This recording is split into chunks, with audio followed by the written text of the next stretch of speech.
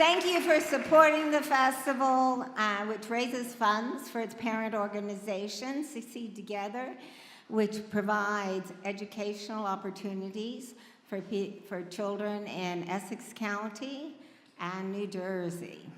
So we think that every child should have the same opportunities that only a few can afford.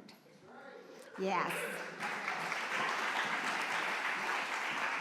We want to thank our partners, in particular our presenting partner, Montclair State University, as well as Watchung Booksellers and the Montclair Public Library, our premium and legacy sponsors, Susan Burchard, Melanie Tang, Ann Gim, and Patrick Naughton, Susan McLowry and Albie Hecht, Prominent Properties, Sotheby's, Kate McDonough and Paul Gold, and Westa Hudson, all of the realtors there, as well as our many other festival friends and supporters. Without them, there would not be this festival.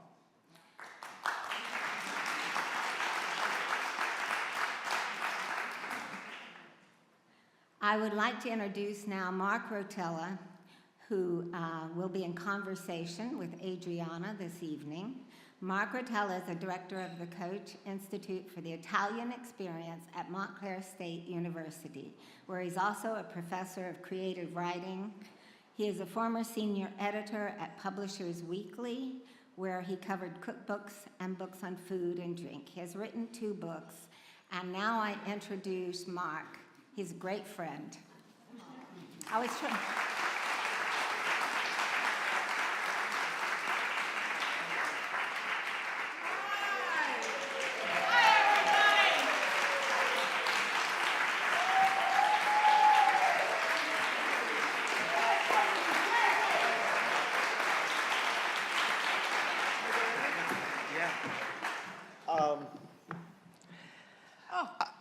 I can't tell you how... Okay, this is the last time I have to appear anywhere. This is beautiful. Thank you.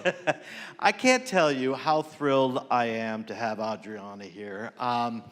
First of all, I'm not going to do the formal introduction because all of you here know who she is. You're here because of who she is. And the fact that we're drawing this huge crowd with the paperback a year after the hardcover came out is a testament to Adriana. So... Thank you. And to you, Mark. Oh, well, we met years ago, and I remember, I'm going to read this, from Publishers Weekly, when your book first came out, Big Stone Gap. I was there, Publishers Weekly, said Trigiani's story of a middle-aged spinster finding love and a sense of self in a small Virginia coal mine. Excuse me, middle-aged? She was 35. Once again, Publishers Weekly, oddly, did not get it right. Cutting edge. Yeah, that's crazy. Well, about the same age as your character here. So anyway, so we say that... I could say it. I'm circling the drain. I don't know about you, Mark. I'm there, right there with you. Get a good look. This could be it. I'm right there with you. It's a lot like cold soda on a hot summer day, light and refreshing. This is now your 19th novel. And before I do that, so I just have to say, Elisa Coccia, the Coccia Institute is here. And I'm thrilled to have this institute at Montclair State.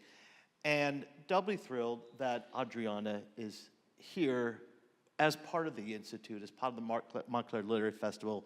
And a big thank you to Marcia and everyone who I work with at the Literary Festival.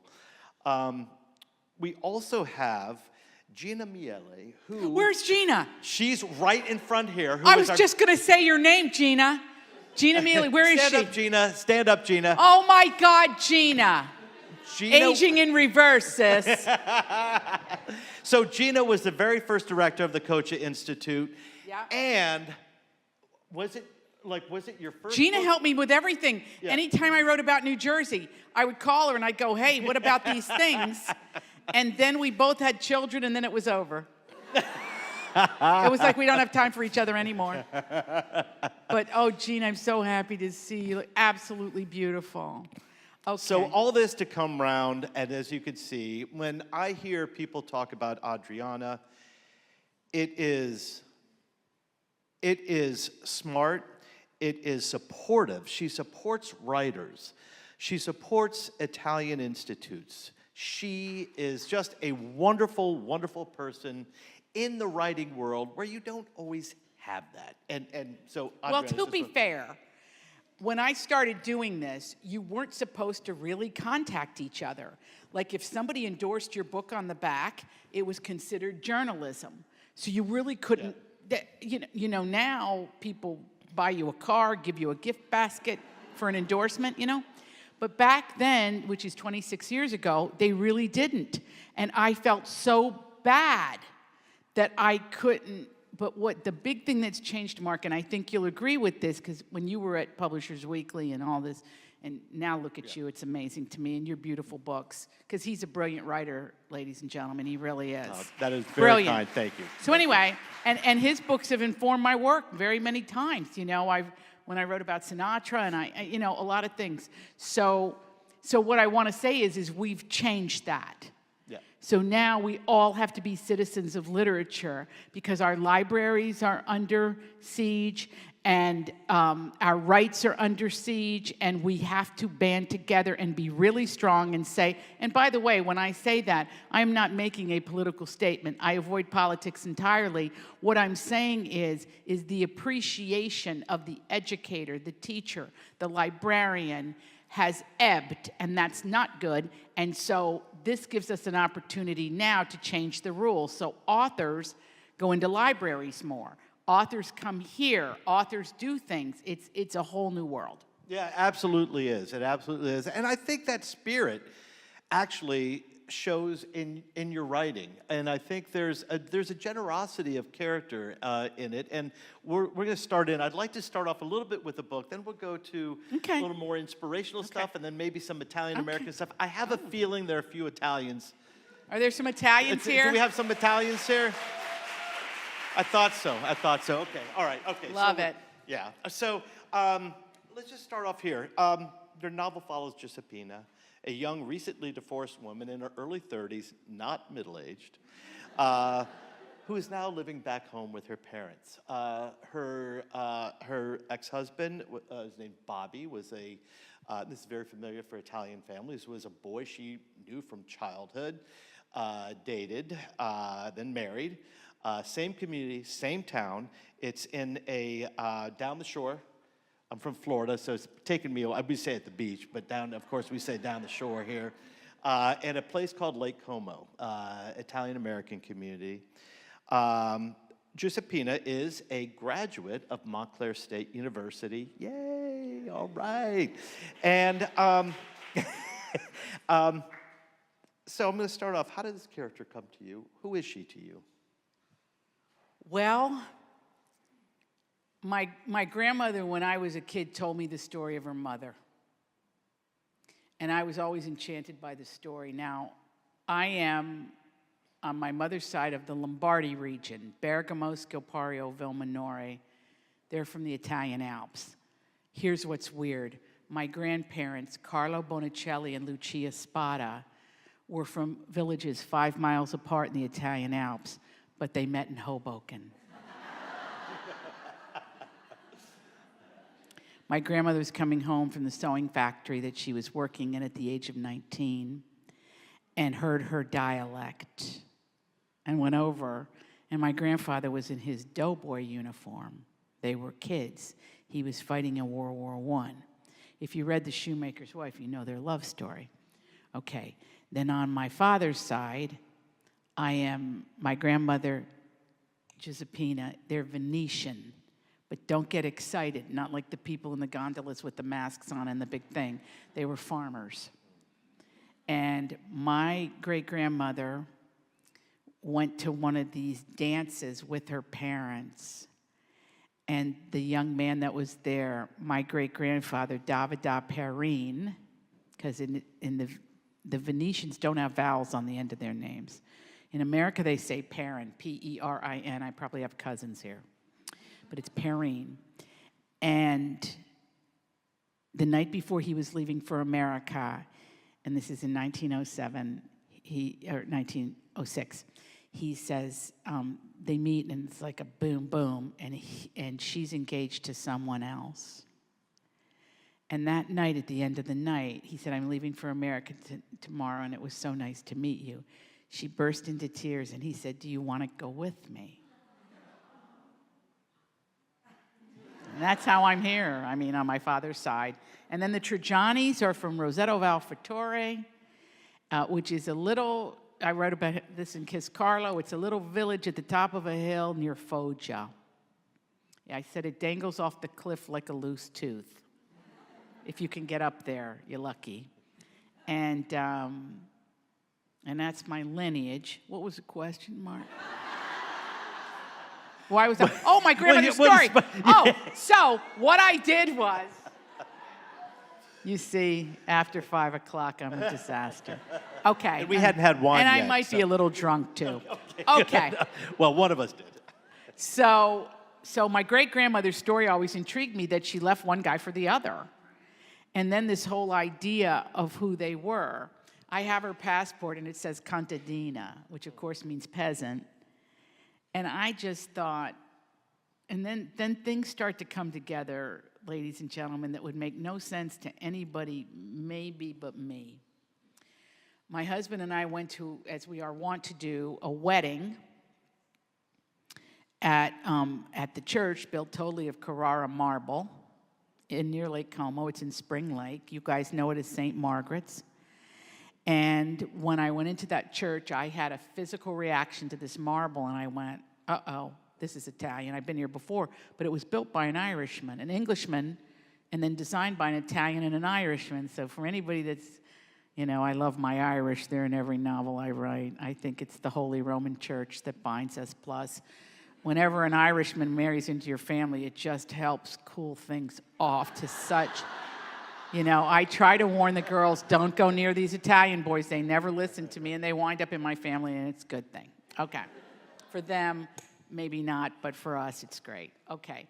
So I took her story, and I began to think about it, and I also had just written this giant novel called The Good Left Undone. Has anybody read that one? All right, you're diehards. Okay. So The Good Left Undone, I was directing a movie in Scotland, and I was writing about a jewelry family and about stone cutting. And see how my mind works? Which led me to the marble. So once you study one thing, these rabbit holes start, and then the stories begin to beef up. It's like making a stew, and it gets richer and richer and richer. Anybody here writers? Oh, right. I'm so proud of you. Okay, I'm here to help you, If you need me, you call me. Because I think the greatest thing happening in the United States right now is people are writing. And this wasn't even true 27 years ago, 26 years. It really wasn't. And that's exciting. And everybody should be writing their stories down. Everybody. Okay. I agree. I want to just point out, I think one of the things on a personal note, like Big Stone Gap, I grew up in the South as Italian, and that is set, and there was something when I read that was one of the first books that I had read that was about Italians in the South, not in the Northeast. With this, my father is a sculptor, not by occupation, but by passion, and he would go to Carrara every year, pick up marble and sculpt, take the marble to Perugia, where he was living at a Contessa's place during the summer, and sculpt, and then he would have it shipped. So he would tell me of the Carrara marble, what it looked like, and then reading in your book what it looked like, with and how it wasn't taken apart, how the church owned it, bought it. I guess you had mentioned the Vatican. Yeah, the Massive family own most of those quarries and mines up there. But this you'll find fascinating. Now some of those mines are owned by people from the Middle East. A lot of mosques are being built with marble. You see the continuum of life and faith. Now, the Holy Roman Church, don't anybody worry, it's packed every Sunday. Okay? The Holy Roman Church is there, but I think the mosque, the Islamic tradition is fascinating. And of course, of our Jewish brothers and sisters from whence we all come, also interested in the marble. But the Italians sold some of it off. But it's still, I was there actually 2 weeks ago at the mine. I brought my sisters up there. I said, you have to see the mine. And then we went to the quarries. We did the whole thing where your dad goes. But what I can't get over is when I go there, always, is the sense of the universal globe I get when I'm in Italy. And I know this sounds crazy, but no, you get it, don't you? There's an author named Jhumpa Lahiri. Do you remember Emperor of Maladies? Good, we're with readers. We can speak freely. She's pretty fantastic, and she came on my podcast. And she now only writes in Italian. She's of Indian descent. She's American of Indian descent. Teaches at Barnard, I think.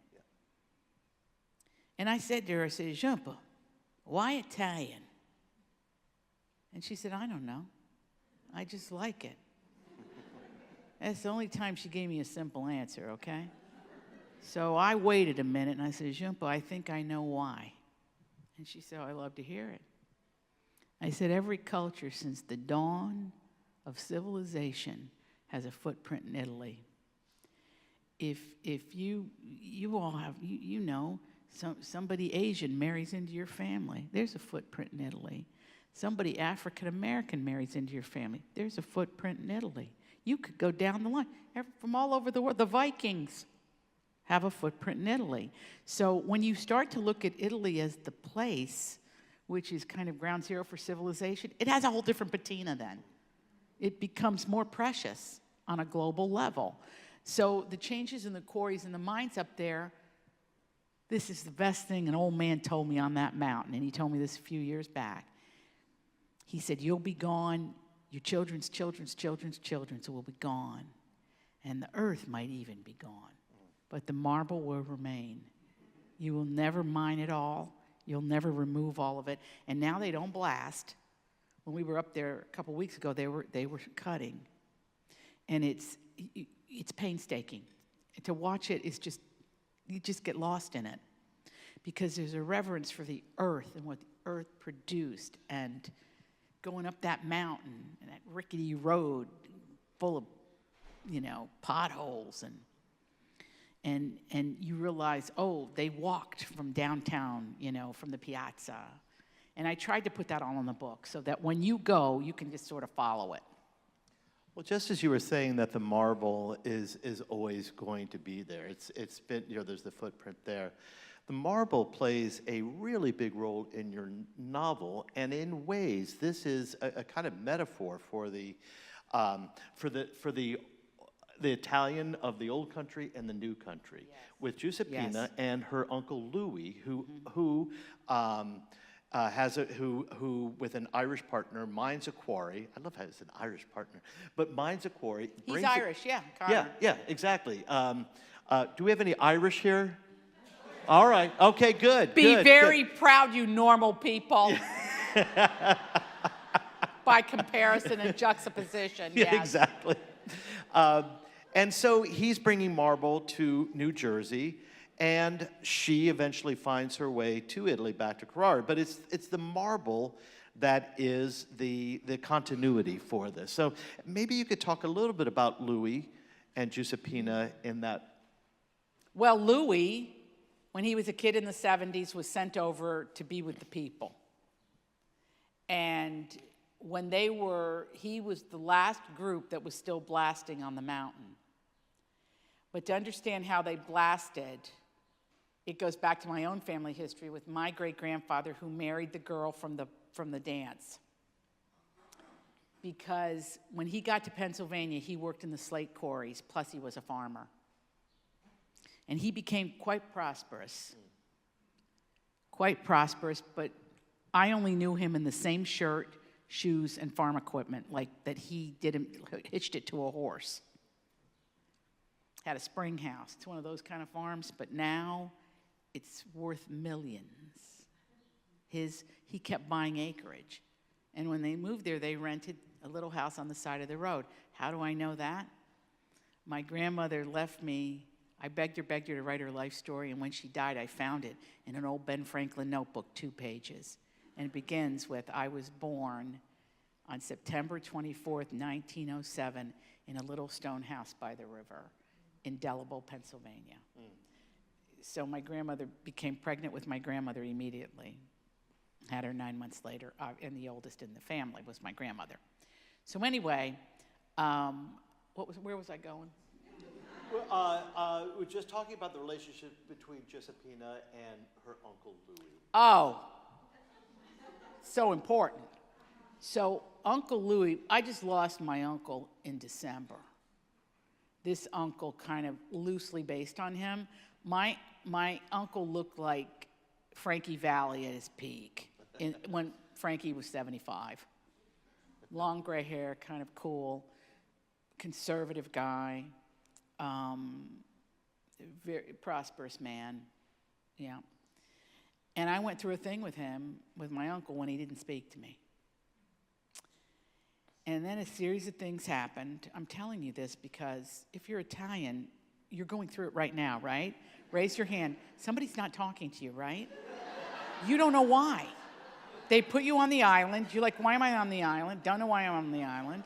And my uncle put me on the island, but then I found out why he put me on the island, and I got the whole story, and I decided I can't let this man die with being on the island, because I loved him when I was a kid. It's my dad's baby brother, and I figured out how to get myself off the island without him knowing it, really, and then he knew it. I wasn't successful with everybody else that I love, but I was successful with him. And so Uncle Louis just took root in me, because every book I write, it's to remember somebody. It really, I wish I could tell you, there's a dead body in the sand and I've written a beach read. I don't work like that. In these characters is somebody real. And it is my way of spending time with people that are on the other side still. And it gives me my work gives me great comfort in that regard. And so to write Uncle Louis was to be with my uncle again in our heyday. And if you want a little more insight, if you're an Amazon Prime customer, you can read the short story for free. It's my aunt and uncle, and I was there when he was dying, and so are any of my cousins here? Okay, I know this could get rough. Anyway, I have so many cousins in New Jersey. I know the Irish call it the Irish American Riviera. I call it the Italian American Riviera because we would come here in the summers, and visit my cousins. But anyway, Louis is a really important character to me. And because in my family, the people that didn't have children were as important as the people that did. So the people that had 7 children, like my parents, really relied on those aunts and uncles, great aunts and uncles, to take care of the kids or inspire the kids. So Louis and his wife did not have kids? Well, in real life they did. Louis in the novel. In the book, they have no children. And while Jess, our main character, grew up in economic uncertainty, I think you know because you read the book, there's a certain point in the book, well, if you haven't, who's read it? Okay, so you know at a certain point, it all comes out. And she just goes, Dad, the dad's always wearing a shower cap painting things because they can't afford to hire a painter. But they've got this good house on the lake in Lake Como that has increased in value because they changed the name from South Belmar to Lake Como. That's what turned that town around, which is why if you don't think your local politics matter, who your mayor is, who your chief of police, all of these things matter to your safety and your property value. When I went and saw Lake Como when it was South Belmar, when I went to that wedding, it was one thing. And when I went back last summer, they gave me things, and it was like out of a movie. They had changed the town, and the community came together. And their houses around the lake are all painted candy colors, and it's like, oh my God, it's incredible. So because I'm a Lombardian on my mother's side, I know Lake Como, Italy. And I saw a correlation between those two communities. And Uncle Louis is the orchestrator of everything because he's the businessman in the family. Her own mother, there were only 2 kids in that family, and Philomena would put her brother on the island constantly. Do you have that person in your family that nobody gets along with, you temporarily get along with them? Then you're like, whew, I'm getting along with her 6 weeks, then it heads south again because you did something, you didn't invite her to something or whatever. It's like some crazy rule book, and then you say, well, would you have come if no, I don't want to go. Well, then why are you mad at me and put me on the island? It's that. And that's Philomena, this very frustrating character, but she's through the lens of Louis. And Louis tells his niece, Jess, he says to her, I can't have your mother in my business. Yes, it was half hers because it's our parents' business, my father's business, but she's terrible with the public. She talks them out of buying marble. We cannot have this in the marble business. But you know these people in your family. That's why these books, people read them. I swear, because they don't have to write a book. Their people are right in there. Well, let's talk a little bit about that, like the Italian-American stereotype. What is, like, we have this ideal of Italian-Americans as being this big family. We all get together on Sunday dinners. What is that line between comfort and support and almost like being in a cage? Well, I'm glad you asked me that, and I'm sure glad that's vodka. I'm going to tell you now what I believe.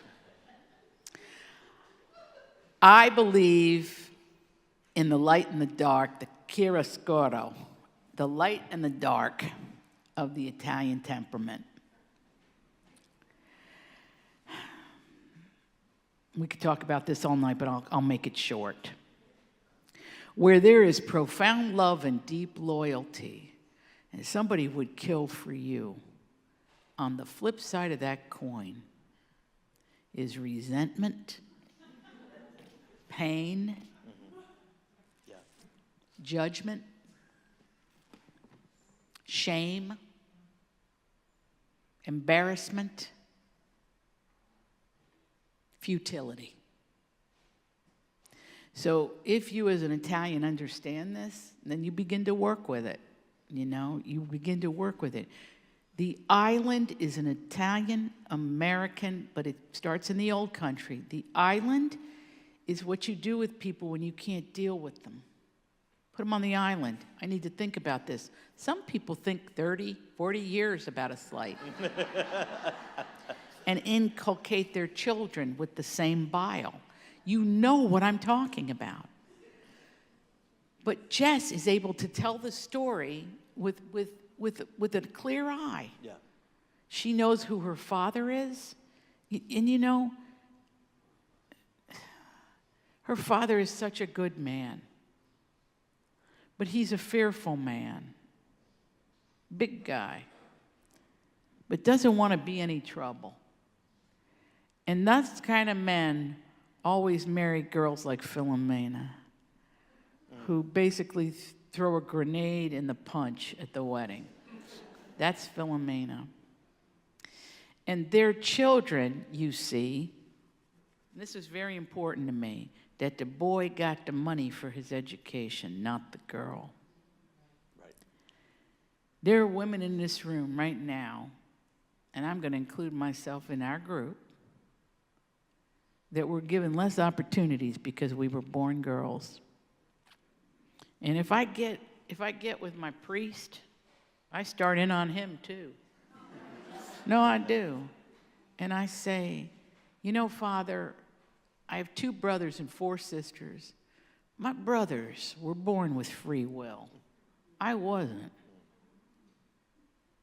I was told what I could do, couldn't do, and I'm a modern human being. My parents are dead. I still carry it. Oh, should I do that? Oh, should I say that? So I'm with you. I get it. The Italian tradition is, oh my God, it's your treasure. It really is, but it is also your noose. You write, you have this one quote, one of my favorite ones of many. Tradition is a weighted blanket. It feels secure, but it limits your movement. Exactly. And then the great artist says later in the book, this was said to me by a gilder, tradition can only exist in a state of change. Please think about that. It isn't that you're holding on to something, it's that you're letting go, and you're putting your stamp on it. You start to live without fear. Yeah. You know, or recrimination. But in an Italian family, the boys they're treated differently. I would say when my mother had 5 daughters and 2 sons. When her sons came in the room, I'm going to do an impression of my mother. No. My mother saw the face of God when her boys came in. And it was like she does a one-woman show for them, that she is 28 again, young, spry. She was 90, and she would do this show, and then my sisters and I would be against the wall, and we'd be like, what is happening? And the boys would leave the room, and she would deflate like one of those things outside a car dealer. And she said, I think I'm bleeding from my ear. My leg is numb. I mean, you know, we got all the complaints and and there would be these emails as my mother was getting older and my father had died. My father died young. He died at 69. And my mother had many years without him. And my brothers never got the bad news. We got the bad news. And they're spared. The boys are spared. Now, the boys will tell you, and I toured, did anybody see us last summer in New Jersey? You did? Oh my God, you were at Spring Lake? Oh my God, I loved that tour. Did you love it? Do you know what? I think we're going to go back there and just do the show again because, yeah, I got new material. So, by the way, I'm the only person who would do stand-up that does different jokes every time, whereas the men, you know, they do the same material for 27 years, and nobody says anything. But my God, if people will shout for me, you told us that already a couple years ago. And I'm like, okay, let me think of something new, like on the spot. But I understand somebody shouting to me from the audience because I know these girls, I'm one of them. We have been so put upon and so underestimated and really cleaned and cooked and done everything to the best of our, done everything right, even remain married sometimes to not great guys, because God forbid you get a divorce. I mean, I'm lucky I got a good guy, but I don't want to put myself in that. But I have cousins. Oh, wait, the girls are different. Yeah. So that's what this book to me was, a manifesto. So basically, her life falls apart in the book, and she's going to build a new life and the house that goes with it, despite what anybody says or thinks or does. Oh, God, I love that. So when we did the show, I called my brothers, and Andrea Rillo here, wave to everybody, Andrea. Andrea is a freaking genius. She runs everything, the podcast, anything I do. She's a young, incredible talent. Anyway, I said to her, I got to jack this thing up a little bit. I'm getting bored. And people are glazing over in the audience. I said, I need a show. I got to write a show, and I got to give you a show, and I'm going to take it on the road. So Andrew's like, okay. We put out a board, and we chose where we were going to go. Then we went into the community, and we said to the bookstore, you're going to make a lot of money. We're going to offer a show. We're going to make a deal so we can afford to rent the place, do the thing, but we're going to give the readers a show. I called my brother. My brother and I used to be wedding singers. You're kidding. Because in big, I am sorry, but in big, and I don't even know, listen, we'll never know, but I sing in the show, but I'm going to tell you, and I said to my brother, I'm going to sing once. I don't want to practice. That's me. So my brother was like, okay, you don't want to practice, we need to practice. I'm like, don't really need to practice. And for years we did this because I was growing up in Appalachia as an Italian with glasses this thick. And all I wanted to do was be in show business. And to be a wedding singer, to me, was show business. Okay? Sure. Now my brother, then as I went on in life, I would call my brother when I directed the Big Stone Gap movie. I want to hear you in the soundtrack. And I hear the songs, and then he said, I'll write a couple songs. And so when you watch the Big Stone Gap movie, you'll hear Michael, or you can just go, I think it's free. If it's not, I'll get it for you for free. Who cares? Get the music from the movie, and you can hear him. So anyway, so I called him up, and I said, Michael, I said, by the way, by day he leases heavy equipment. Why? Because my brother is not me. I moved to New York and said, we grew up in economic uncertainty. We were all working our asses off. I said, I'm moving to New York and I'm going to make it. It didn't occur to me. It did not even occur to me that I wouldn't do the thing with my life that I'm supposed to do. But now see, this is the difference. But my brother was like, I can't take it. He got a record deal. He moved to Nashville. And he cut all this music. But you have to in order to do that life, you have to be fearless. And my brothers are not fearless. So I have two. Okay, that's not fair. I guess in the real world, you would go, they're fearless.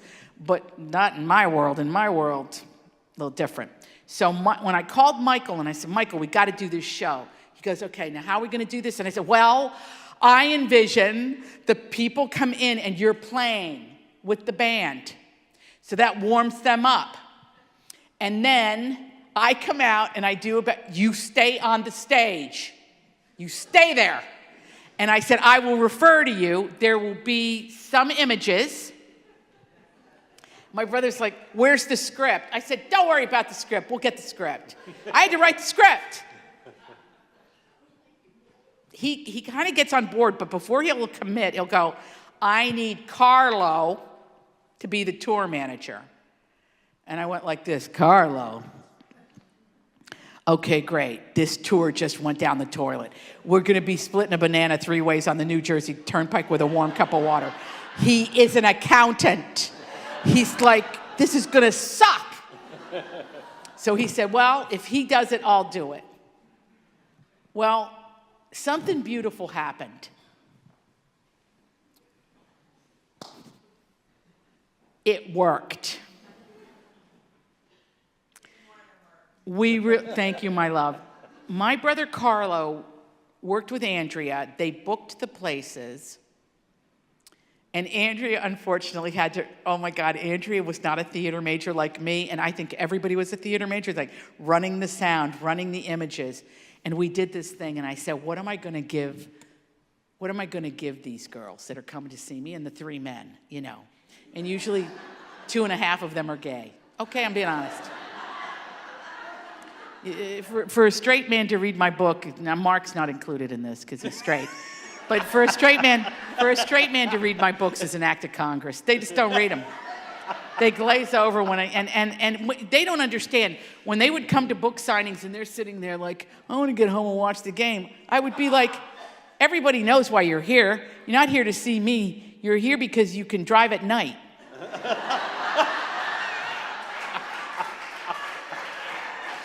The hatred and loathing of me was palpable. And then I see his wife next to him, and I thought, okay, you got one of me at home. No wonder you hate me.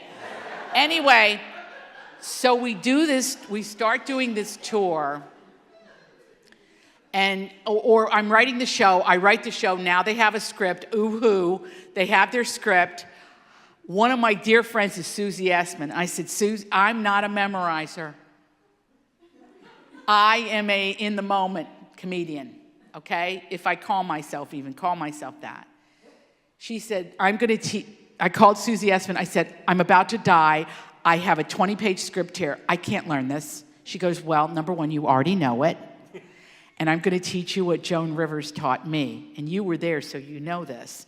So here's what I have to demonstrate. Okay, so the stage was like this. And in big letters, I put my prompts on the floor. So it would be wedding hat. Dun, dun, dun, dun, dun. And I put it all the way there. So then the band, I told the band, when I get there, you know it's near the end. Okay? They had their scripts, but I said, and night 3 of it, my brother said to me, it is never the same twice. By design, I told him. So Joan Rivers taught Susie, put it on the floor. And if you think back to Joan Rivers, you remember she'd do this? You were there, you know I did it. I would do this. Oh, you'd be laughing and I put my head down. Oh, okay, now I'm on to the next thing. That's how I did it, because I am not a professional, okay? So then I said, well, what am I gonna do? What am I gonna do with the, for my people, for you? What am I gonna do that's special for you? And so we asked you, when you got your ticket, to send your wedding photos to us. And I said, if you're bringing your sister and it's a surprise, send it to us. So Michael and I had sung many, so we were trying to come up with the song, and I said, well, I like this rendition of Elvis Presley's Can't Help Falling in Love. And when the pictures came in, I went, well, that's the era. For me personally, I might have done the stylistics or the main ingredient. That's the kind of music I like. And my brother said, no, too obscure for the audience. And so this is what I'll think about this on the day I die, if I have my marbles, which is really a shaky proposition right now. But what I will think about is when I'm singing with my brother and the band is prompting me, because they know, they do this for a living, I don't. And I'm singing with my brother, and I'm sitting next to my brother, and I am looking out, watching your faces, watching your family up there. People were laughing, crying, screaming, pointing. Mark, that was a long answer to your question. But it was an entertaining one. I think that's great. Now you know what it's like to come to the show. No, this is exactly the kind of talk. And all of this, none of this is scripted, obviously, and nothing that I've done is Poor scripted. Mark. And, but to your point, what I like about your book, so I have always been the kind of guy who has enjoyed the conversation of women even more than the men. Often, we would just go to football. No, but it's like we'd go watch football, and we'd just sit there and watch football. But then I'd go into the kitchen, which I love cooking, and that's where all the stories come from. That's where all the stories all came from there. But I think we've got maybe just. I just want to ask one more question. Did I just ruin the whole hour? No, no. Okay, good. You've got a lot of fans here who love your stories. I just want to close on this. And we're just talking about traditions. And this kind of reflects a little bit of the, I don't know if this was the inspiration, but when you characterize your mother, but Giuseppina's mother, she's frustrated with, the generation. She goes, all, what happens, all you people want now is experiences, and you want to go places. Have you gone to a wedding recently? Go to tie the knot. It's like, in the Italian community, we take care of you. We cover the plate, and we give you a check. On top of, and I may buy you a set of candlesticks if I'm in the mood. But you always give a gift, cover the plate, and give them some money. That's what we do, right? Okay, what was the question? Oh, now they don't want silver. They don't want. They don't want anything. Well, how do you have a home without all that crap? How? And I'm going to quote you. What is, quoting your writing, quoting Giuseppina's mom, what is wrong with a gracious home? Sunday dinner, holidays. When we stop with Sunday dinner and holidays, it's all over. We'll turn into a pack of Protestants. Lose our Italian natures. Yes. All right. Okay, well, that's only fair. That's hysterical. But just I just have to tell you this. My mother never stopped learning.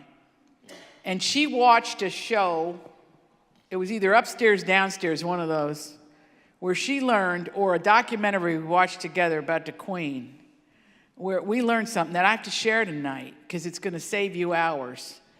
Iron the tablecloth on the table. Do not iron it on the ironing board and then go, oh, I didn't scrub the floor good enough. It's got dust on it now. Iron it on the table. It freed my mother. And me. On that note of freedom, Adriana Trigiani. Thank you, everybody. Do we get Q&A? Let's do some questions. Let's do a couple. I have a feeling that since a lot Thank of you, Italians Reverend. here- Thank you, Reverend. Thank you, See, you can tell he's not Catholic, okay? But he's Irish. Well, the good Protestant Irishman.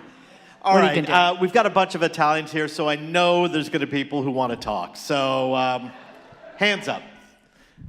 Wait, no, come on. Okay, we've got one right here. Exactly. All right. Hi. What's your name? Gina. Hi, Gina, So honey. I thought you were talking about me before. I'm like, you're talking about You could be that my Gina. sister, Gina. You can join the family if you are so inclined. Thank you very much. Do you have any recommendations on how to get off the island? Any suggestions? Quickly. Or not for years later. Are you on the island right now? No, just generally Have you? thinking about So clearly you put somebody on the island. maybe. Only you can take them off. The person who you put on the island cannot get off the island without you. I recommend, and this really works in my family, the next holiday is Mother's Day. Is it a woman or a man? A man. Is it, okay, this is like a I'm game not going show any now. further than that. Okay, That's about it. is it a brother? I'm an only child, You're the only child, so it's an uncle. possibly. Possibly. Okay, it's just us here. Nobody's I going to know. Father's Day, if this person, whether he's a father or not, is he a father? No. Good. But it's like my situation with my uncle. Is that what you're saying? Sort of. Okay. Sorry, I know this is. I God, apologize. it's like, are you This in is the like a mob? therapy What's happening session. here? I don't know. All right. So, on Father's Day, what you're going to do is you're going to write a card to him and say, I'm sorry we've lost each other in the noise of the world. Please accept my heartfelt apology for however I offended you. I didn't mean it to escalate to this situation. I'd love to get together for a cup of coffee. Perfect. Thank you. I want to Work for me. That was wonderful, and I should also mention for those who have not. And also, read if you owe them any money, pay it back. Evidently, there I is- owed my the main uncle money. character is seeing a therapist for this, and this is great. That's great practice. Thank you, Gina, honey. Okay. Hi. Hi. My name is Carly. My friend and I. Your name is Carlene? Carly, Carly, like Carly Simon. just like Carly Simon. My friend and I are in a book club, and we read books and go visit places that are in the book. I'm actually making it into my own book, but I recently read Lucia and the Shoemaker's Wife, and I know that you live in the Village. What place would you pick to go visit to really feel like you're a part of that book? Of Lucia or? Either one, but I would say New Okay. York City because Well, we're so close. what I love about Lucia is you could go to the Cherry Lane Theater, Okay. and then we will send you some recommendations for the Italian restaurants that are close by it. Okay. I think that's important. And to see the house where she lived, okay? On If you Barrow give me Street? enough advance notice, you could stop by my house and have a cup of coffee with How me. about that for But book you club, gotta, Jessica? I'm gone a lot, Invited, but you hear that? Okay? Perfect. I'm serious. Were We'll you- give you an email Amazing. address. You write to us and give us dates, Sold. and then you come over. We have a cup of coffee and a couple Amazing. of cookies. Because I'm Italian, I always have something in the I freezer. mean, in the freezer. Okay? We'll be there. That's important. And then I Jessica, would pack say, your bag. really, We're going to Adriana's you know what the house. most important thing is you could do in Greenwich Village is go over to the water and walk down the Hudson Park and look at the Statue of Liberty. Good one. I recently scoped out the Our Lady of Pompeii that took place in Boulder. Oh, you got to go there. She was jilted. Our Lady of Pompeii So is good. fantastic. Yeah. Okay. Okay. And I just walked over there the other night and I took a picture. I love it. It says beautiful. Ave Maria at the top of the church. Beautiful. Hail Mary. Yeah. All right. Well, we'll be there. Okay. Thank And then you. we'll send you restaurants too and whatever you need. Anybody else? So we got an island question and a tour question.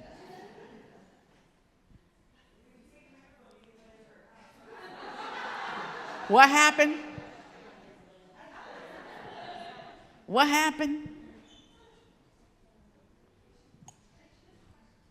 Am I related to anybody here? Do I honestly have any cousins here? You don't have cousins. Like a lot of cousins. Yes. Hello, my name's Mary Ann, and I want to start with saying Donna Lanza from Norwood sends her love. Oh, I've met you Mary Ann, several Donna times. Lanza. I know. I love her dearly. I know. And she has a wish child could the same age as mine, she- Gianna. Yes, her Gianna, yes. So, firstly, I'm just so delighted to be Are you a here. teacher too? I am a teacher, and I'm on the library board, and I am the incoming president for our Unico chapter in my town. Holy I- Hannah! I invited Mary you Ann. to our St. Joseph celebration, but you had already had a booking, so you were not able to join us Okay. for our St. Joseph celebration. But I'd love to talk to Adrian and have you come to our Unico and speak with us, and maybe to our library and Absolutely. have some coffee and You know, biscotti and I don't know. I all will the things. absolutely do it. I hope I'm not talking out of school, but there's a big secret about to be revealed about what my next book is. Oh, Oh, wow. All right. Are you ready? I won't tell anybody, I promise. So I'm gonna run out of. I'm serious. I'm gonna be dead before I can write all the stories I want to write. Okay. And you know that hits you at a certain point in your life. You go, oh, circling the drain. Okay. And yeah, I'm just being honest. You know. I mean, I know before you is a very youthful woman, but not really. Okay, so I'm old. So, although I don't feel it, I think it's good. And Mark, I don't know if you've had this experience, but when I looked 52 when I was in the 5th grade. So I did. I had a bad haircut. And I looked in the mirror and I went, okay, I look like somebody's really, really angry mother, okay? So yes, I will come. But, and now, where was I going with this? Do you see how crazy I am? Revealing of What? your All book. right, don't your scream book. at me. Your book. It only excites the dog up here. Revealing of your book idea. So I'm on the tour, and there I am doing the tour with my brothers and my sisters, and I get a phone call from a very dear friend of mine. It said, somebody's looking for you, and I said, who? And then he told me who, and I went, okay.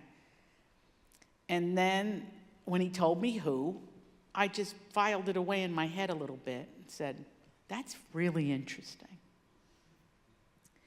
And then wrapped up the tour, and I got home, and my agent called me, who's also my beloved friend. She said, a very interesting call came in from this man, Neil. He represents the Mario Puzo estate. So I said, well, that's interesting. Well, they would like to meet with you. And I said, what for? Well, they want you to write the sequel to The Godfather. Connie Corleone's story. Because I had written a Substack, and they read it. Yes. And in it I wrote, where are the women in The Godfather? Where are they? What did they know? Who were they? So for the past year, I've been working on this. And it comes out next year. Is that phenomenal, Mark? That is amazing. But I feel, just as I feel with you, I feel a kinship about this because all my life, my father had the books. He doesn't know I read it when I was 12 years old. My father doesn't. I read everything. He got Esquire magazine. Said, magazine for men, I'm reading it. I'm reading it. I'm reading it. I read everything because I was raised with that kind of mother. And I have to tell you, it's incredible. Who's Sicilian? You're gonna lose it because they're Sicilian. And but of course I do it through the lens of how I do it, but it'll be the best thing of mine you ever read. And I feel, and when I met Tony, who is Mario's son, who looks just like him, he turned to me and said, my dad didn't base Don Vito Corleone on his dad. He based it on his mother.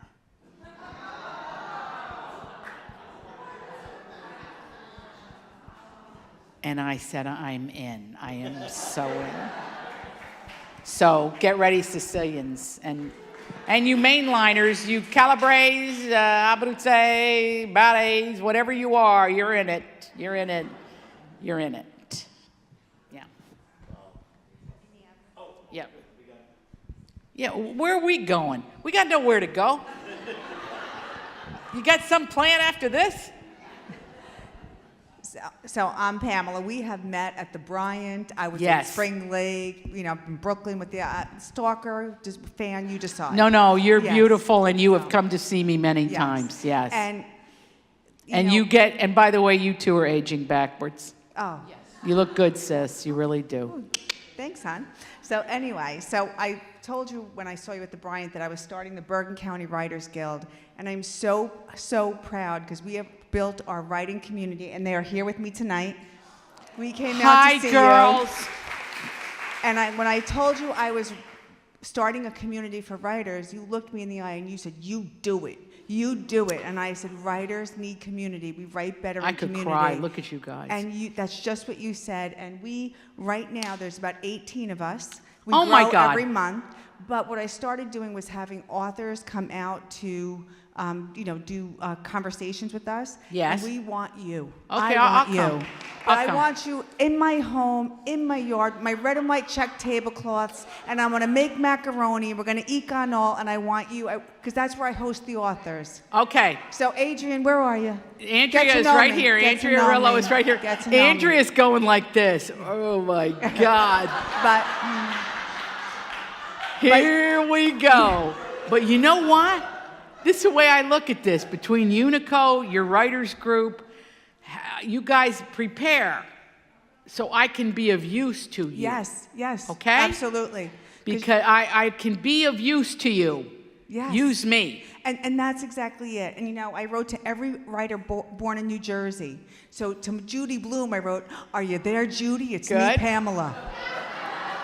She must be busy. I love Judy. Judy's in Florida. I know, but she must be busy. She hasn't If you called me back. but if you take a road trip down there, she'll greet you with open arms. So, But I'm going to get in touch. We would love for you to talk to our group. You Thank got you. it. I came out to New Jersey to do communion breakfast with Mary Higgins Clark.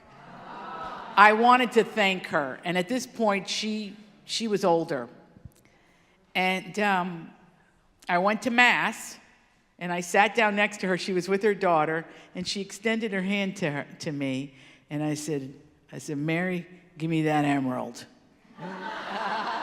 She had an emerald as big as my head on her hand.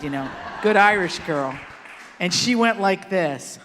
I said, I'm kidding. You know, but I was never really sure if I got back on track with her, but I tried. But anyway, she was a doll, but I came out for her communion. Ew, that was beautiful. Okay. Hi. And I think we got one last question here. One last. Hi. Kathleen Sarasulo Chasia here. Hi, Kathleen, My honey. mom, it's not really a question.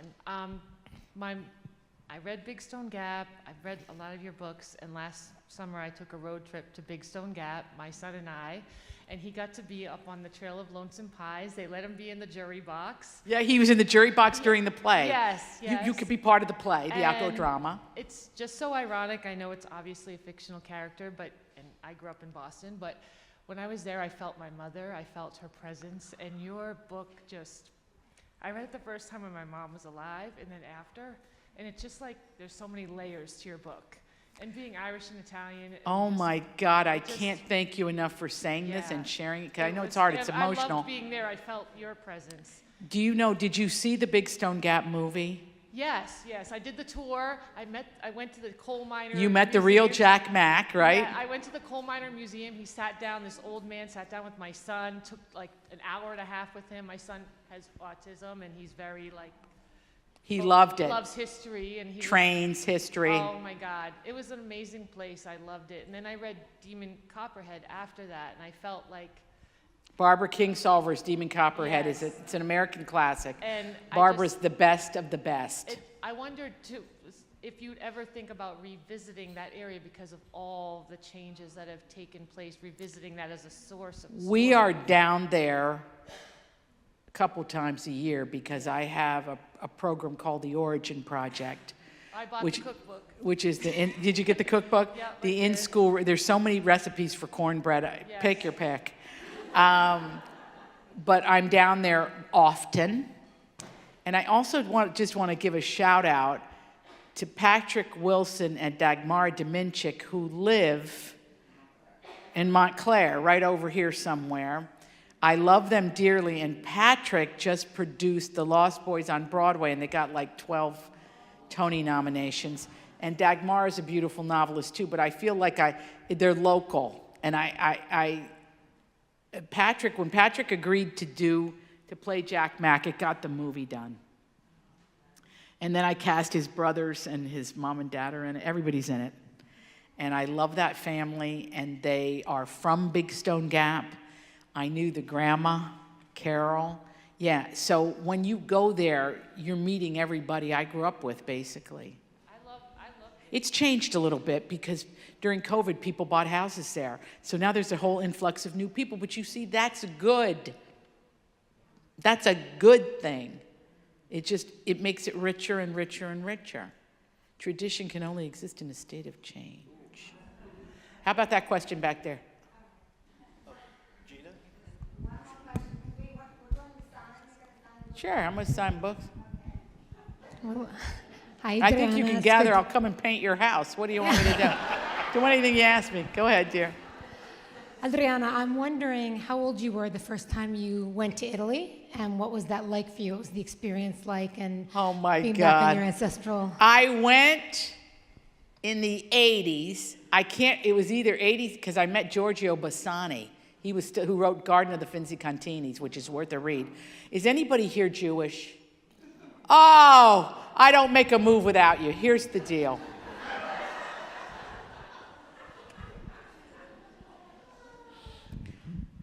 I was taught you can't be a good Catholic unless you're first a good Jew.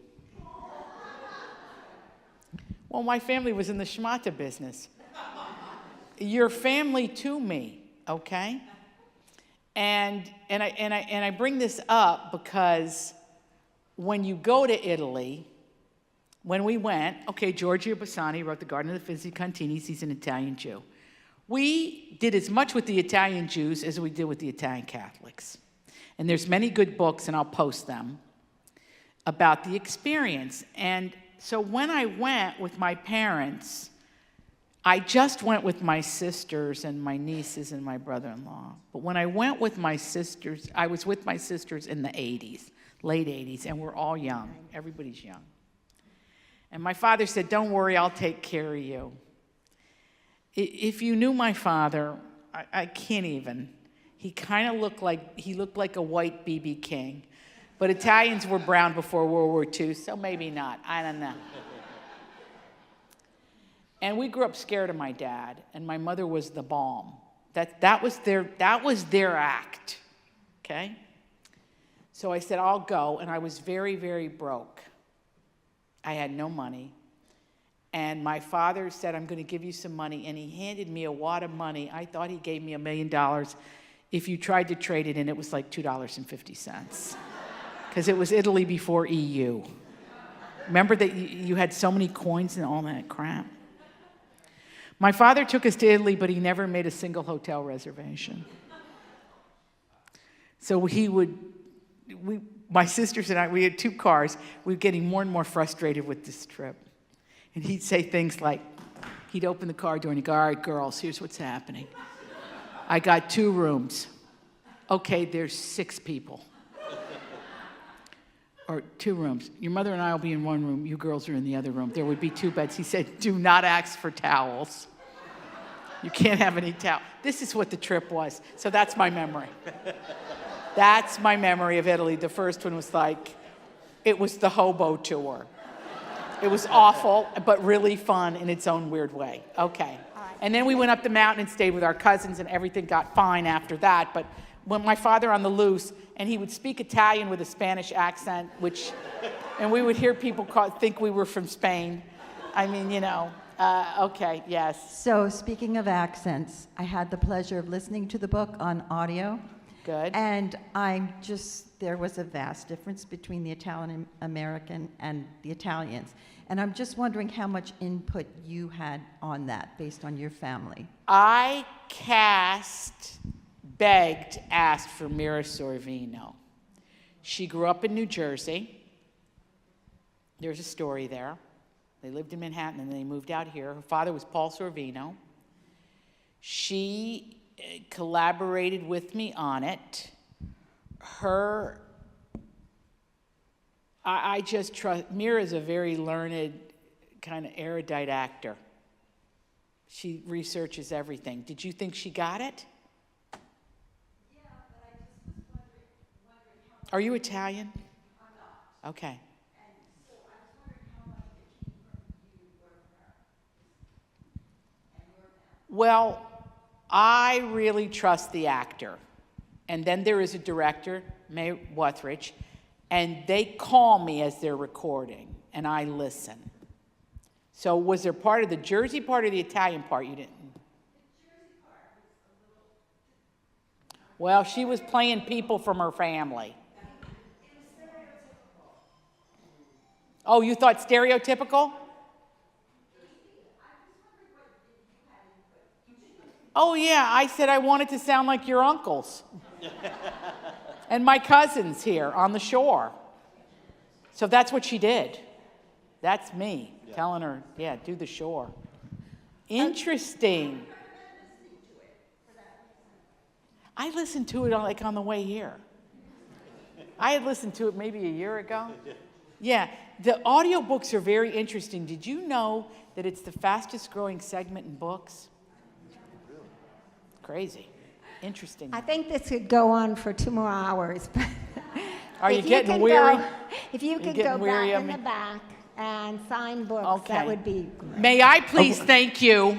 May I please thank Mark Rotella, who is a star.